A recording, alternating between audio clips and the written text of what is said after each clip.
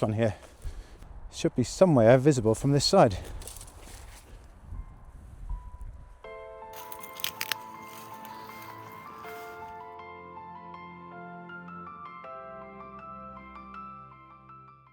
Welcome back to another video, and today we're going to be looking at the maximum range you can get with the DJI Neo 2 with the RC2 controller.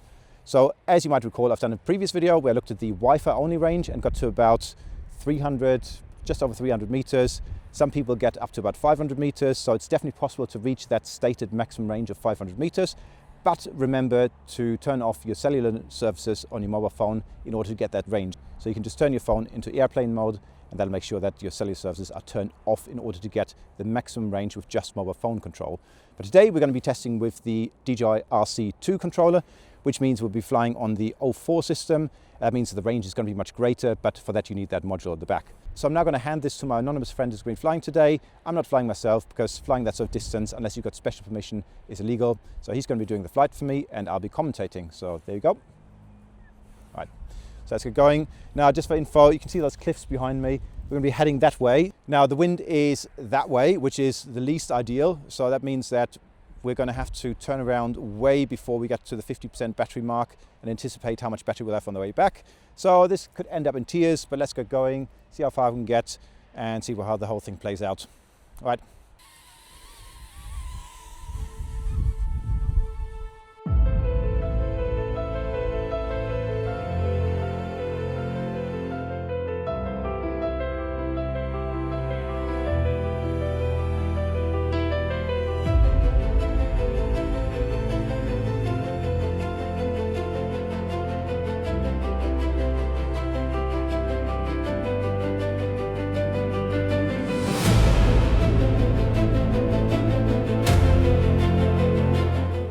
Okay, flying in sports mode today for maximum speed. Might not be the most efficient, but that Neo is quite small, so it's slow anyway. Also, that stops the obstacle detection from being on and interfering with the flow of things. So it is flying downwind, so that means that the battery is going to be quite deceptive. About 1 kilometer out, 83% battery still, so really got to factor in how much battery it's going to take to come back.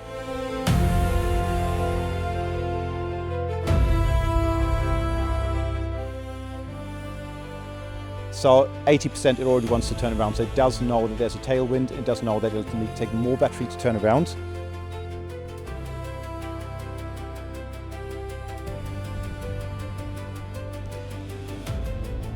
We're going to give it a little bit extra, ignore that return to home, be a bit more risky, but really want to squeeze a bit more range out of it and see how far we can get.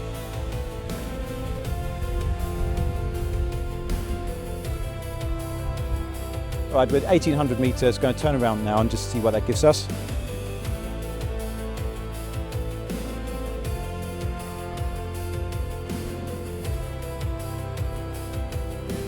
So it's slowed right down now. It's about 25 kilometers an hour, which is actually not that bad considering it's flying into the wind. Got up to about 1800 meters with just over 20% battery depleted. The signal was completely strong though, so this drone with the 04, I believe it might be the 04 Plus system, but 04 Plus is really giving you a range that's way beyond what the battery is going to be able to produce. So there's something to take away from it. It's not about the range of the signal, it's the battery that's going to be the most limiting factor.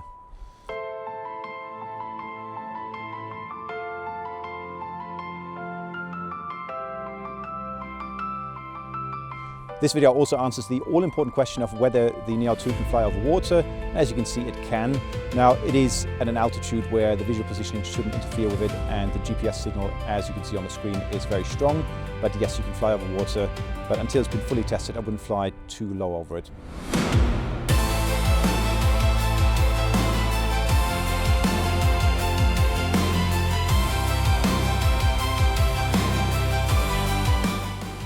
600 meters, 25%, so it's pretty touch and go already. I mean, whoa.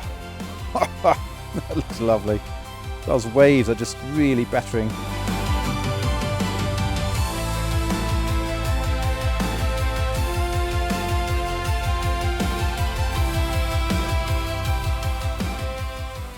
It is now doing a forced landing, but it has made it back, which is the most important thing. 4% battery, so that was very touch and go. Didn't feel that dramatic, but yeah, 4% over water, 1800 meters on a windy day, which is still very impressive for a tiny little drone that weighs just over 150 grams, but certainly not at the limit of what the transmission can do. The transmission was rock steady all the way to the end and on the way back, no problems at all. We've even got a little bit of a wiry kind of fence behind us here, so it's not even optimal conditions. But yeah, 1800 meters, probably quite similar sort of range to what we got with the DJI Neo 1. Wouldn't say much more. We'd have to test it on a calm day to really establish that, but on a day like today, suboptimal conditions, 1800 meters out and back. Okay, so the next test we're doing for two reasons. First of all, that wasn't hair-raising and wacky enough. And the second one was to actually answer an important question, and that is whether the transmission system of the Neo 2 will always, in ideal conditions, outlive the battery. The battery on this is going to be the limiting factor. So what we're going to do is we're going to fly all the way to that cliff at the other end of this sort of bay area, see if we can make it, and then land it in a safe space, hopefully not get it stolen by someone while we make our way over there to retrieve it. And yeah, wacky A to B test. Let's get going.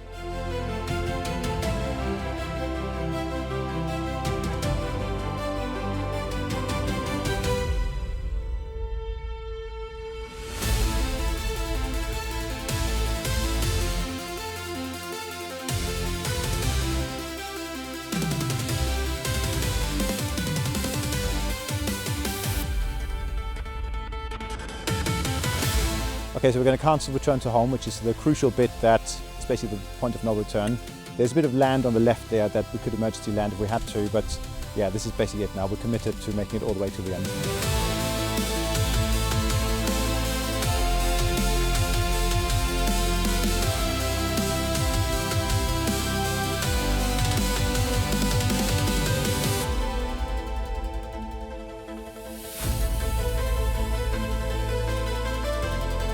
Signal is still really strong, 3,500 meters, absolutely no issues at all. What I'm going to do is reach 4,000 meters to demonstrate it can do it, and then fly back and find a safe landing spot for it to be put down and hopefully retrieve it without someone stealing it.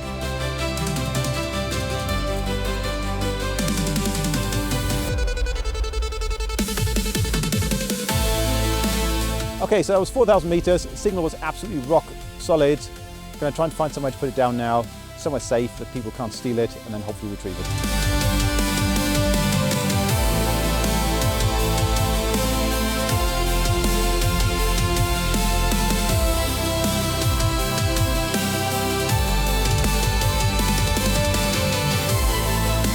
What you can see down there at the bottom is an old sound mirror.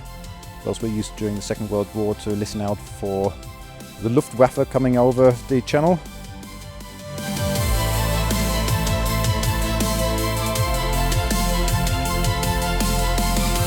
See that white house at the top there? That's somewhere that we can park. Hopefully if we can put it down somewhere near that white house, then should be able to find some shrubby bit to hide it in, get it, and then show you the footage afterwards.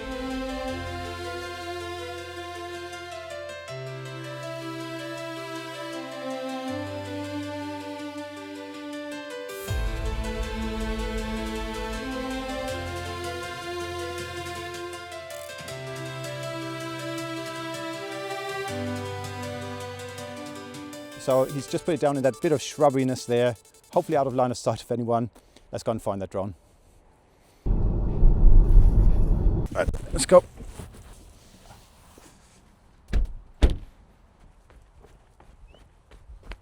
First we're going to try and connect it to the controller and set off a lost model alarm. And then if that doesn't work, I can look back at the screen recording and see what's that's assuming there's any juice left in the battery, which there might not be.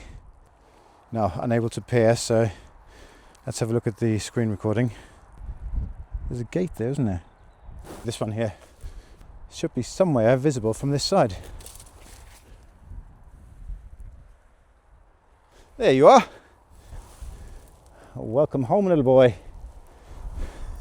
Okay, that was a bit hair-raising because we thought it actually landed in some bushes down there. But thanks to the screen recording, we worked out that we were looking around the wrong bushes, beating around the wrong bushes, and found the correct bush, which was down here, and found the model, which is great. So Always useful to have a screen recording just in case you do lose it. You can kind of look back to where you put it down and where it's crashed. Anyway, what did we learn from those tests? Well, first of all, flying out and back, 1.8 kilometers each direction, so that's about 1.2 miles. On a windy day like this, it's about the most you can get, so it's a round trip of just under 4 kilometers. On calm days, you might get a little bit more, but conditions like today, that's roughly it. So I'd say from my experience, it's probably quite similar to the Neo 1, not much better, if anything, but still impressive for a tiny little drone that weighs 151 grams. Then we've got the A to B test. What does that tell us? Well, apart from being ridiculously stupid, it does tell us that the 04 Plus transmission systems do have way more range than the batteries on these little drones will allow you to do a round trip. So really, when you look at the range that you can get with this drone for flights that you might want to do if you want to fly out of line of sight and be naughty, then it really just comes down to the battery, not the transmission system, unless you're in a built-up area with a lot of interference and Wi-Fi sources and so on. Anyway, I hope you enjoyed this and you found it informative and entertaining. If you did, remember to like, subscribe, and maybe hit me a hype if you want to support the channel. That really helps me boost my videos and helps me produce more of this kind of content. Until next time, happy flying, stay safe, don't do silly things like this, and I'll see you soon. Bye-bye.